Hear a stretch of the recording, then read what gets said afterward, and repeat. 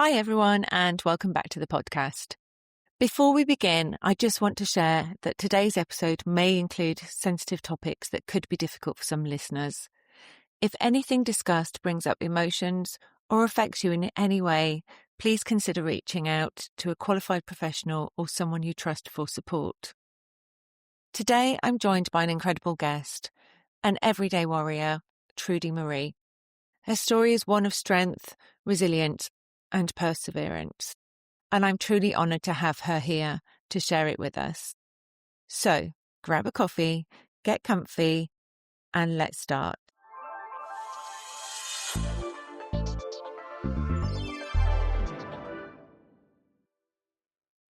Welcome, Trudie. It's lovely to have you on the show today, and it's really nice to see you as well. Thanks How for are having you me, today? Tracy. No problem I'm at really all. good, actually. Good. And you're in Australia? I'm in Western Australia, down the south area or the southern area of WA. Fantastic. And you've got a really interesting story, which we've kind of touched upon, but I don't really know the full details at the moment. So for the audience today, I think it'll be a really interesting story for you to tell them. And it starts off a few years ago in around 2021. Yes, it does. The end of 2021. So to put things into perspective, I am a former police officer, which will come about through my story. But in 2021, I was diagnosed with post-traumatic stress. And that all happened after a string of incidents at work, in a particular location that I was living in at the time. Both my husband and I, he is still a police officer, but we were working together in quite a remote location. And I knew things were going a little bit badly because I was going home from work crying every day. I was just not feeling safe. I felt really uncomfortable. And I said to my husband, we need to get out from this location and start again somewhere else. What was the problem with the location, Trudie? It was a really high incident of really bad jobs. Right. So we were constantly being stressed and going to jobs, not just during the day and during our shift, but then being recalled when we were off duty back to work and doing that type of thing. But as I come to also realise, there was quite severe bullying and harassment in this particular location as well. And I just got to the point that I knew I was going to have a breakdown. And so I said, we need to move. And so we were very lucky that we were able to take 2 tenure-lifted positions because we were tenured to our location. And so we moved, but unfortunately, not only did the job situation follow as it does, but so did the negative words and comments about myself. So I say the grapevine followed me, and it was really bad. And I ended up having the nervous breakdown that I tried to avoid. And so that breakdown led to me being diagnosed with post-traumatic stress. And then I hit my rock bottom. I was not only diagnosed with complex post-traumatic stress, I was diagnosed with acute anxiety, major depressive disorder, and then became agoraphobic. So not only could I barely get out of my bed in the morning, I couldn't leave my house. Right, okay.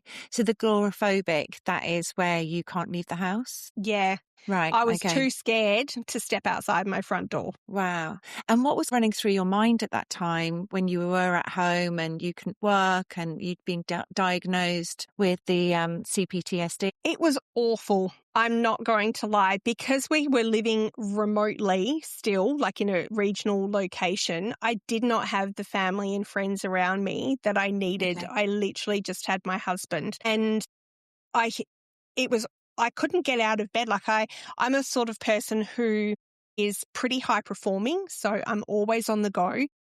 Yeah. I am very hygienic. I shower 2 to 3 times a day, especially in summer, and I'm very sociable. Even though I love my quiet space, I do love to socialize, and I'm very outgoing in that respect. I literally was stuck in my bed with my beautiful old girl who has since passed, but she never left my side. And I wasn't showering. I was sleeping a lot. I was distracting myself on like playing games on the phone or scrolling social media on the phone because I Yeah. just did not want to deal with what Yeah. was going on in my head. And I had the worst insomnia, so I wasn't sleeping. Even then, when I Okay. got to sleep, I had really severe nightmares that I would wake up from. And I just could not regulate my nervous system. Like I was in fight, flight, or freeze Yeah. survival mode. And Yeah. I just did not know how to get out of it. Wow. That's crazy. And I think, being stuck in a house and knowing that this isn't the person that you are, but still having an element of guilt that you should be going out and you should be doing this. I think a lot of people say you should be doing this, you should be doing that. But actually, when you're stuck in fight or flight or freeze, you can't, you just can't. That must have been really hard for you. It was. And like you just said, I hate the word should. It should be eliminated from the English language because for me, should is like right or wrong. And there is no should. The word could has lots of possibilities to it. But at the time, like I was a mother of 2 adult children, I felt like I'd let them down. I'd raised Yeah. them already as a single mum. So I'd been through a lot of tough stuff in the past, raising these 2 children on my own. But I'd never gotten to this point of just feeling so completely helpless and Yeah. defenseless. And Yeah. I really felt like I'd been turned on by the whole police force itself. Like I was there to run into danger when other people were running away from it. But inside of me running into that danger, I had colleagues that had turned their back on me. And it was now not even safe for me to be running into danger because I didn't know who had my back.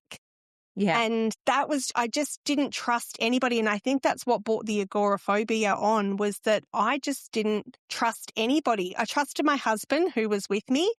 I Yeah. trusted my family who were a good couple of 100 kilometers away, but that was it. Yeah. I was pretty much at the worst time of my life. And didn't feel safe in the world. No, not at all. That must have been a really difficult phase for you. So how did you get out of that? Did somebody help you, or did you just one day wake up and go, I can't do this anymore? So during my course of therapy, I tried a lot of natural modalities. One of the things I did not want to do is be medicated. Now, I know that medication is a choice for a lot of people who are going through depression and anxiety. But for me, it felt like a Band-Aid fix. And I didn't want to just be numbed to what was going on. I wanted to get to the bottom of it. So I tried a number of different modalities, everything from kinesiology to somatics and breath work to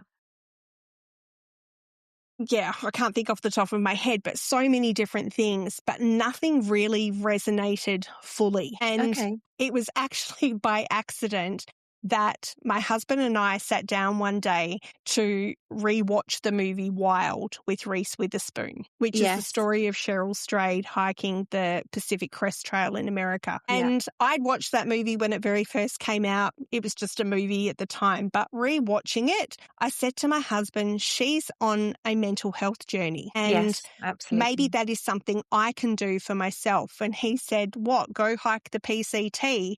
And my husband's American, so he was like, ooh. And I said, no, I'm thinking something a little closer to home. And he said, what, are you talking about? The Bibbulmun Track. And that's a track here in Western Australia that runs from Perth down to Albany. It's a 1,000-kilometre hike. Wow. And he said, okay, how much of that are you going to do? And I said, the whole thing. Oh, my And goodness. so it was kind of like this flippant, off-the-cuff conversation that I never really, like I said it, but I never really intended to act on it any further. It was just a fleeting, off-the-cuff moment watching this movie. But come Christmas time, my husband said to me, or he gave me a tent for Christmas. And I'm like, what sort of present is this? And he said, well, you said you were going to hike the Bibbulmun Track, so I'm getting you started. You have no other equipment, so here's your first go. And I went, okay. And he said, well, every time you say you're going to do something, you always follow through. And I was Yeah. like, now guess I'm going to have to. So I spent Yeah. the next 3 months preparing. I did everything. I researched everything. I had to buy all my equipment because I had no equipment. I had to cook, vacuum pack, dehydrate all my food because that's Wow. part and parcel of what you have to do. I put together all my resupply boxes. I spent weeks, but it gave me something to do and something to look Yes. forward to. Yeah. Because up until that point, I was just surviving day to day, and now I had a goal that I was working towards. Can I just quickly So ask as well, Trudie? Sorry. Were you at that point, had you come out of the police force or were you just on sick leave still? I was still on long-term sick leave. Right. Okay. Yeah. I just didn't want to stay in the state I was in. Yes. And I knew that it was going to be a long process to go through with whatever happened with the police, that I needed Yeah. to actually set my mind on something that was going to hopefully pull me out of this rut or this hole that I dug myself into. Yeah. So it was the 1st of April 2023. I set off from Albany. I started in the south and wanted to walk home back to Perth. And I did that for a couple of reasons. One, the coastal weather in our autumn, was milder than it would have been come May, June, when I would have been Sure. coming through from the other end. So I was like, Yeah. I don't want to be dealing with that in winter. The next part was that I wanted to have family and friends there at the finish line, because a couple of the stories I'd read about hiking the Bibbulmun Track was that people got to the finish line and there was Yeah. nobody there to say, job well done, you made it. And it was Yeah. kind of a Celebrate. letdown. And I Yeah. didn't want that. I wanted my family and friends there to cheer me in. And then the last reason was because I felt like going south, it was like a mindset thing. Going south was going down, but going Right. north was going up. And I didn't want to go down anymore. I needed to go up. So Yeah. Yeah. it was all a mindset. I was heading north towards my North Star. Sure. So I set out and I did 64 days from start to finish. I Wow. think 56 days of those were hiking. 8 days were in the track towns that I went through, just doing a recovery rest day. Yeah. I carried an ankle injury for 200 kilometres, but I kept on going. Gosh. I Sure. face planted the track at one stage and put my teeth through my lip. Don't know how I had no other injury on that fall, but Yeah. yeah, and I did all of that with no medication. So I'm not talking even a Panadol or a ibuprofen. I had no medication at all. And I did not listen to anything. No audiobooks, no music, no podcasts. It was You just me and disconnected. my own head. Yeah. And So you honestly, it completely was disconnected. completely disconnected. I obviously had a phone and a GPS to be able to check in with family and friends and my doctor Sure. and my psychologist along the way. But other Yeah. than that, it was a complete disconnect from society and learning to trust myself and my own Yeah. judgment again, because obviously when you're out in the bush on your own, it's all up to you. It's really interesting. So physically, you were challenging yourself. Emotionally and mentally, though, how was that? Spending all that time just with yourself for 2 months and going from being in the bedroom and not being able to come out of the bed to actually being out there and in the wide open. Did you feel scared? Surprisingly, I didn't feel super scared. There were a couple of times along the track where I was like, oh, this is I don't know how I feel about this. But most of the time, I really felt this sense of peace. I felt like Mother Nature had my back. Yeah. And the people who I met along the way were out there for their own reasons, doing the same kind of hike for whatever Sure. their purpose was. And I always Yeah. felt like they were there to support me, not harm me. And Right. so that was incredible. As for sitting with my own thoughts, I kept a journal along the way, partly Yeah. because my psychologist and my doctor had said to just note down any thoughts or feelings that came up because of, what was going on, what would happen along the track. And I'm a little bit OCD and a type A personality. So I didn't just keep a journal. I kept a religious journal with the same entries or the same Right. kind of entries every single day. And Okay. so that was a way for me to deal with myself on a daily basis of what was going on in my head. And coming off the track, I met a lady on the track about at the halfway point or thereabouts. And we kept in contact, and she said, "So when are you going to write your story?" And I'm like, "What do you mean?" She goes, "This is book worthy." I'm like, "Don't know about that."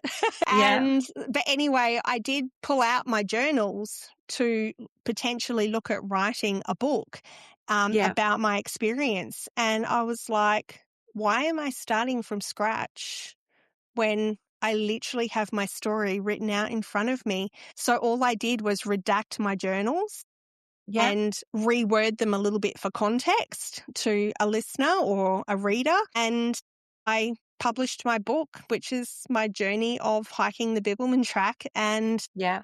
my thoughts and feelings about the whole process along the way. Brilliant. That's amazing.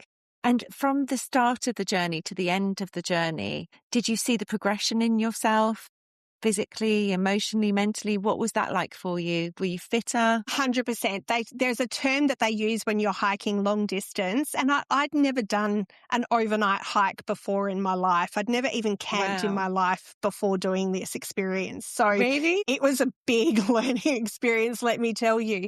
But there's a term they use about becoming track fit. And so obviously the longer you're on the track, the fitter you become. So Yeah. the early days were tough. The days where I carried like 200 kilometers, I carried an injury for. But towards the end, I could see that climbing hills, it wasn't as tough. I was Yeah. quickening my pace along the track. I didn't wake up the next morning feeling as sore.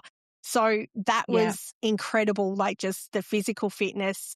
I lost about 12 kilos, which you do Wow. anyway because you're eating differently Yeah. and you're exercising way more. Sure. Unfortunately, I've put a lot of that weight back on due to perimenopause, but we won't talk about that.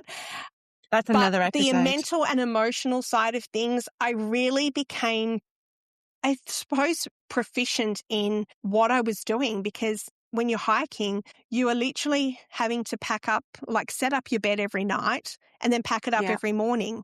You have to deal with all your own cooking and your own preparation for whatever you're doing.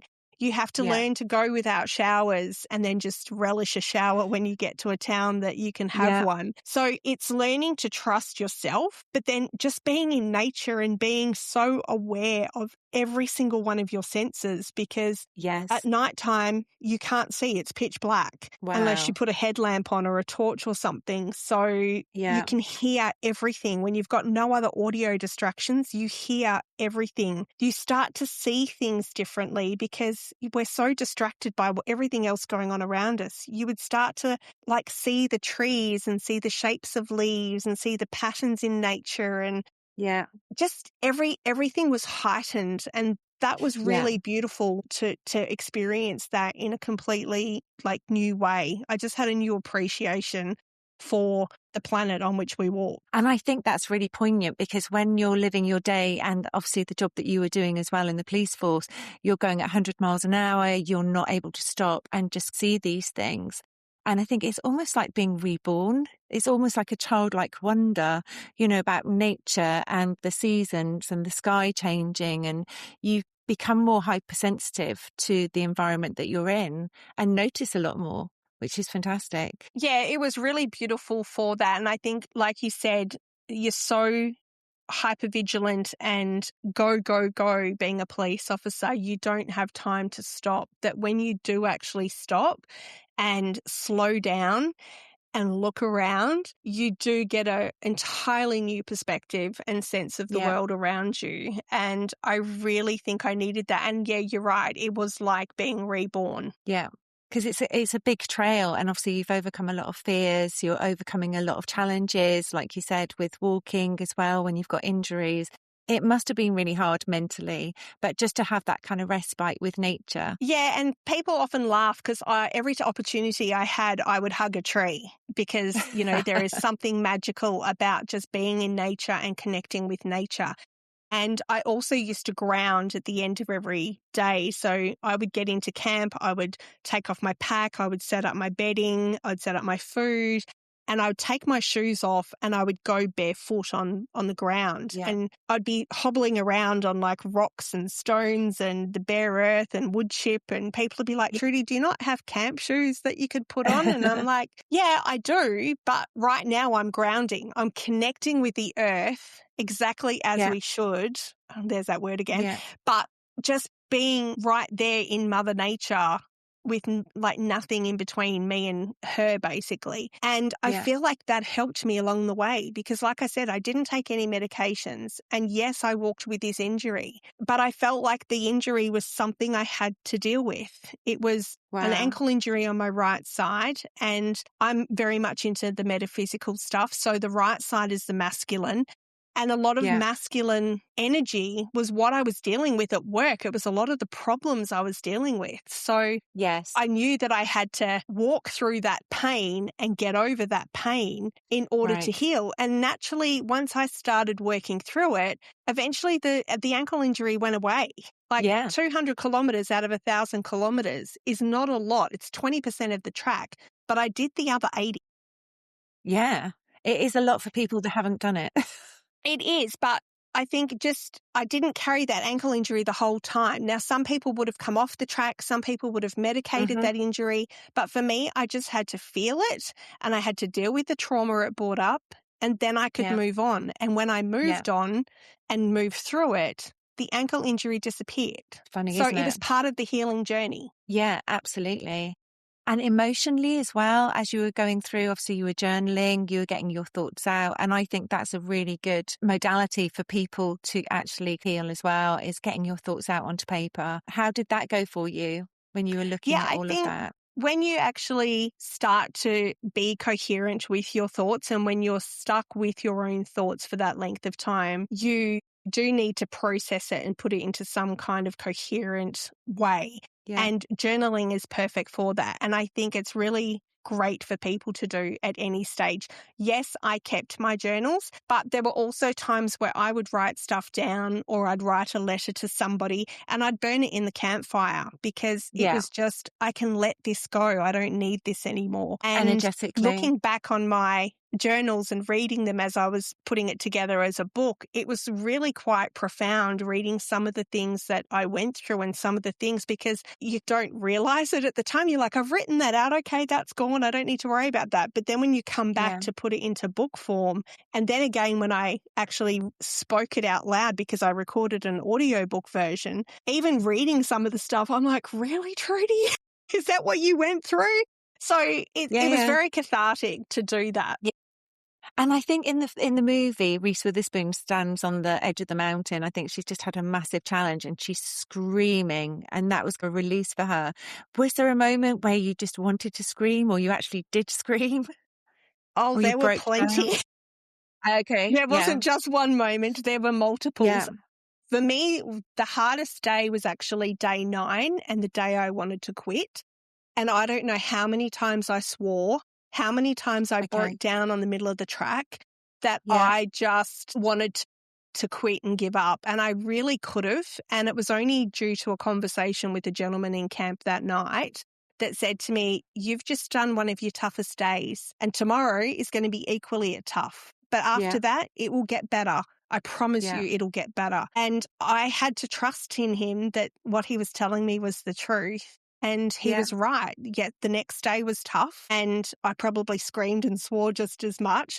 But then after that, it did get easier. I trusted myself. I knew what I could and couldn't do because I'd just done what for me was one of the hardest days on the track. So if I could get through that, then I could get through anything the track was going to throw at me. Absolutely. And even the day that I fell and I fell forward and put my teeth through my lip, which I didn't know at the time, but I passed out. Like I knocked myself unconscious. Oh, wow. And I don't know how long I was unconscious for, whether it was like a couple of minutes or a few minutes. I know it wasn't long, but I sort of came to and went again, screamed, like went, oh, do I quit now? What's going on? But I knew that it was just a setback. There was something I had to take from all of this. Like maybe that happened right when I was like, oh, yeah, I can do this. This is easy. And wham, the track just throws it back and you said, you're not done yet. So Yeah. it's just another learning curve that I was, okay, I can do this. I've just got to deal with it. And I was bruised and injured for days after that, Wow. but I kept going.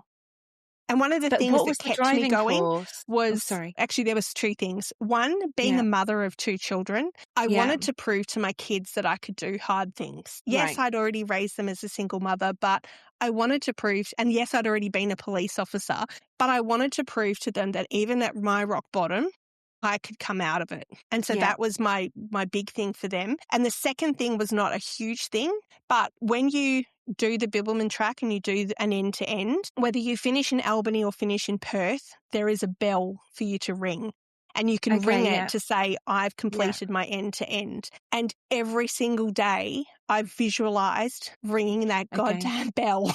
Yeah. And Yeah. so when I did finish the track, Yeah. going into that visitor centre and ringing the bell just Yeah. was everything for me, because it was like, you know what? In a moment of darkness, in a moment of weakness, I made an off-the-cuff comment that I was going to take on this challenge, and Yeah. ringing that bell proved that I could do it. Yeah.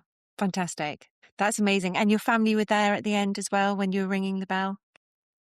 They were. So my husband was there to meet me, and he'd met me at a couple of spaces along the track to resupply me. My son was there because he lives in Perth, but he had his sister who was overseas on FaceTime.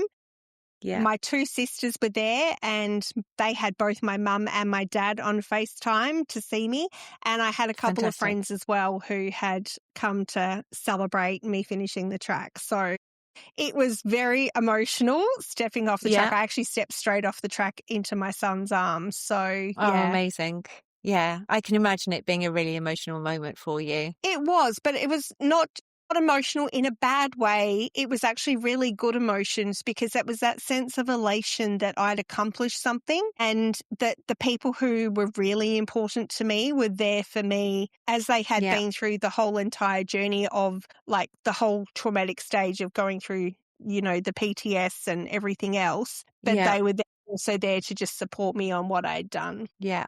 And did this change the trajectory of your life from when you'd started to after you'd finished, you completed that walk? 100%. So during the course of me even being on the track, when I come out of the track, that was at the beginning of June, I think, I was then transitioned from medical sick leave into a separation unit, where I was going to be medically retired out from WA Police. Yeah. And that was really hard for me, because I had joined police later on in life as a mature recruit, and I loved my career. I loved every Yeah. aspect of policing, and the job just got to me. It just beat me. Yeah. And so giving up that career was really quite difficult. And that was a really Sure. hard 6 to 12 month period of going through a grieving process of, this is not Absolutely. how my life is going to be anymore. But one of the things I got really clear on during the hike was that somewhere along the line, I lost my voice. And for those people who know Yeah. me, I've always been a talker. My stepdad says to me I could, you know, sell ice to Eskimos. And during that whole process of being bullied and going through the process, I lost my voice. And being on the track, I spent a lot of the time not talking to anybody else. So I really Of did course. lose my voice. And so I started my own podcast, because I was very determined that, one, I was not going to lose my voice again. But two, I wanted to give other people a voice and a platform where they Absolutely. could share their story and they could say what they needed to say to the rest of the world. So that has been an amazing experience. I also became a coach because I wanted to give back. I feel like I am Yes. always of service, and have always been of service in any career that I've done, even prior to police. And it was just a way to see people through hardships and trauma, what I've personally experienced. And Yeah. I've managed to come out on the other side. And if I can give people that hope and help them to transition through something really harrowing and Yeah. see the light at the end of the tunnel, then it makes it worthwhile. Definitely. And you've definitely done the walk. You've walked the Yeah, walk. I can tick that off. It was never on my bucket list to do. The funny thing was, is a lot of people said to me, so what other tracks have you done, and how have you, like, learnt along the way? And I'm like, this is my first. And the So last. one of the harder ones first, but I also then went on to do a shorter track here in Western Australia, absolutely beautiful track called the Cape to Cape. It's Yeah. 135 kilometres and I did that over a week, but my husband was my support person, so I didn't camp on track Fantastic. for that one. He Okay. dropped me off and picked me up every day and I stayed in the bed every night, which was great. Was able Luxury. to shower every day. But Yeah. that was still difficult in its own way. It had some different things that I had to deal with. And I'm planning a couple more tracks. I don't think I'm old enough yet to hang the boots up, but Yeah. it's something I now love. I love getting back out into nature, and it's shorter day hikes at the moment for me, but I won't discount doing a longer through hike in the future. Fantastic. And you wrote your book as well when you came out, which is available now? It is. It's available in all forms. So you can get it on Kindle in paperback version or as an audiobook. It's called Everyday Warrior From Frontline to Freedom. And Everyday Warrior is also the name of my podcast.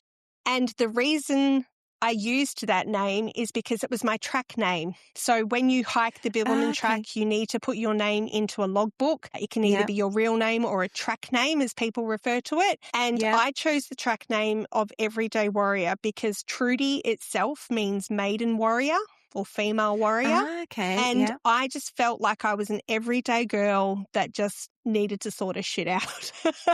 So as you do. That was my track name, Everyday Warrior. It became my podcast name. It became my book title. And I think that's just what life is about. It's about we overcome hurdles and battles. And that's just what life is. It's a series of ups and downs. And we just have to face them every day as if we're going into battle. Absolutely. Because when I think back to, Braveheart's probably the easiest one to think about, but when people went into battle, they were fighting for something. It wasn't about the fight itself. And yes, they risked everything.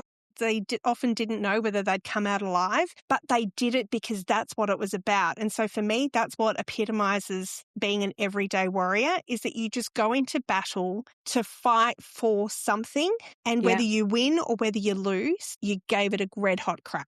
You would have learnt a lot in the process as well. So Trudie, if there was one takeaway that you could give to the audience when they're in that spot where they feel that they need to go and do something, what would that be?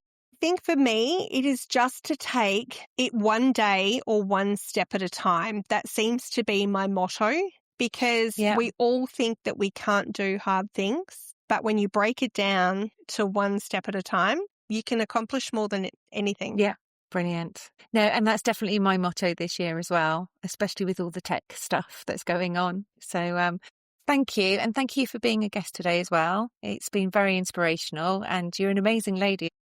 Oh, thank you so much for having me. So, no problem at all. And I'll link as well for the audience. I'll put your book title in there and any links to your websites as well. No problems at all. It's been a pleasure to have a chat with you and just share with your audience and give them hopefully some hope to keep going forward one day at a time. Brilliant. Thank you so much. Thank you for being here and for choosing to be part of this journey today. I believe that together we can create a community where women uplift, support, and empower one another. If this resonates with you, don't forget to subscribe to my podcast so you don't miss an episode. And if you'd like to connect more deeply, visit my new website, Coffee Chat, etc. If you feel that you have something you would like to contribute to future episodes, then let me know. You can join our Facebook group, Inspiration, Coffee Chat, etc. And please remember that I aim to create a safe and supportive environment for our listeners. But it is important to reiterate, some of these episodes may cover sensitive topics, including discussions around adversity, trauma, mental health, violence, and sexual references. These subjects may evoke strong emotions or trigger responses, and I urge you to seek support or professional help if you're affected by any of them. I want you to leave feeling inspired, motivated, and empowered. For now, it's a see you later, and have a great day wherever you are in the world.